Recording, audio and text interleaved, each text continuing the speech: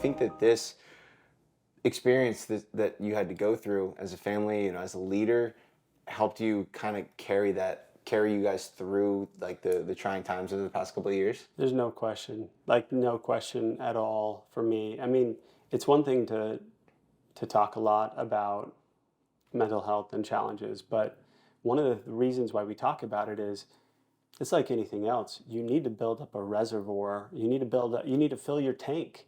And it's easier to do that when times are easy, but you don't know. You couldn't have predicted that this was going to happen to you, but you had done the work.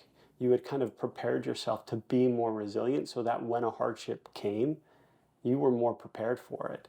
And I think in that moment, it was a challenge of the work that I had been doing to teach myself how to handle the lows as much as experience the highs.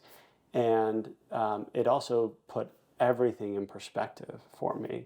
And so, before that, if there was something going wrong, I might stress about it or worry about it a bit more. After that, it was, this kind of pales in comparison. You almost have to guard yourself against it, right? Because everything you can almost feel apathetic towards everything at that point. But it's been a big part of the journey for me. And I also got to see the Rhone community come alive. One of the cool experiences of that is every year we've done a family goal for the last 7 or 8 years. And this particular year, 2019, we had set a family goal to walk, bike, or run the equivalent distance from Connecticut to Manila in the Philippines. And I can't remember the exact distance. I think it was like 8,000 miles. Whoa. There's a reason for this. My in-laws, my wife's parents, were living in Manila at the time, doing humanitarian work there. And that was the goal. And if we could reach that, we were going to celebrate and go visit them. And so every single week, everybody in the family wore a tracker, except for my youngest, who I think was 3 at the time. So we kind of like just estimated how much he was moving.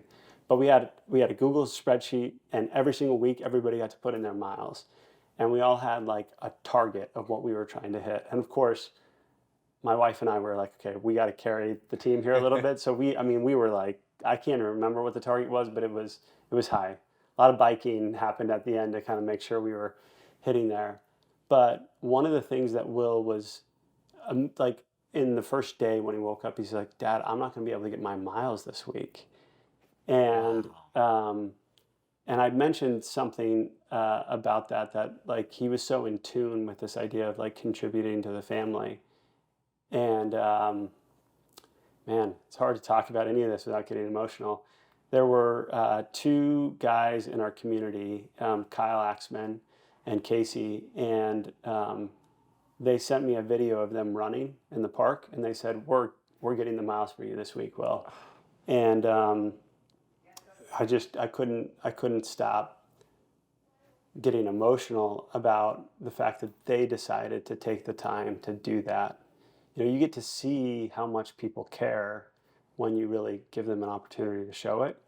And for me, the community's always been so much more than selling another pair of shorts. We have competitors out there that try and like imitate the playbook of getting influential trainers together. And I don't think it works because it's the end goal is different. For us, the end goal is about empowering and giving people the ability and the tools to build their best lives, right?